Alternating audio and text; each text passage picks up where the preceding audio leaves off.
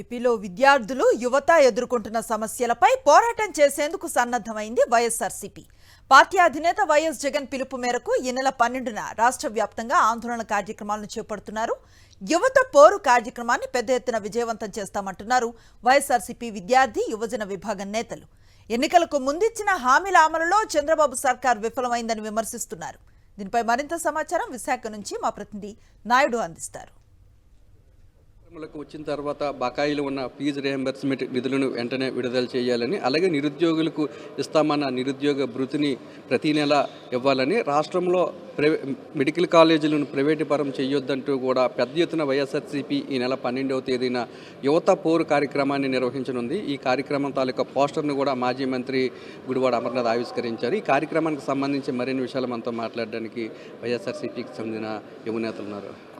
Sir చెప్పండి, అసలు ఈ కార్యక్రమాన్ని ఏ విధంగా చేయబోతున్నారు? కూటమి అధికారంలోకి వచ్చిన తర్వాత ఏవైతే నిధులను పెండింగ్లో పెడుతుందో ఆ నిధులను రాబట్టడానికి మీరు ఏ విధంగా ప్రభుత్వం మీద ఒత్తిడి తేబోతున్నారు? నేటికి కూడా మన ఈ రాష్ట్రంలో యువతకి అంటూ ఏ ఒక్కటి కూడా ఈ రోజుకి చేసిన పరిస్థితి అయితే లేదు.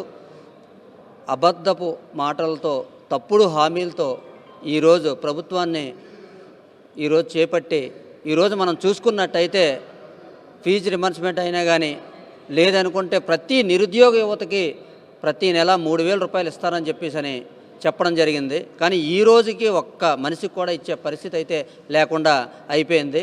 ప్రభుత్వం దిగివచ్చి విద్యార్థులకి ఫీజు రియంబర్స్మెంట్ అందరికీ న్యాయం జరగాలని చెప్పేసి, న్యాయం జరిగే వరకు ఈ పోరాటం ఆగదని చెప్పని ఈ సందర్భంగా తెలియజేసుకున్నాం. 12వ తారీఖున 4,000 మందితో మొత్తం కలెక్టర్ గారికి వెళ్ళి మన బకాయిలు చెల్లించమని, ఇప్పుడు వరకు 4,600 కోట్ల బకాయిలు బాకీ ఉంచి విద్యార్థులను చాలా ఇబ్బంది పెడుతున్న కార్యక్రమాలు జరుగుతున్నాయి. విద్యార్థులు అడుగుతుంటే కాలేజీల నుంచి కానీ, స్కూళ్ళ నుంచి కానీ బయటికి తోస్తున్నారు. ఎందుకు తోస్తున్నారు? దేనికి? ఏంటి అవసరం? ఇప్పుడు మేము వాళ్ళకి అండగా నిలబడకపోతే ఏ పార్టీ నిలబడుతుంది? కూటమిని గెలిపించారు, ఈరోజు ఎక్కడుంది? ఏది ప్రభుత్వం? బకాయిలు చెల్లించమంటే పార్టీల్లోంచి మీరు ఈ పార్టీ అని చెప్పి అడుగుతున్నారు. పార్టీలు కాదు సంబంధం, బకాయిలు చెల్లించండి. విద్యార్థులకి పార్టీలతో సంబంధం లేదు.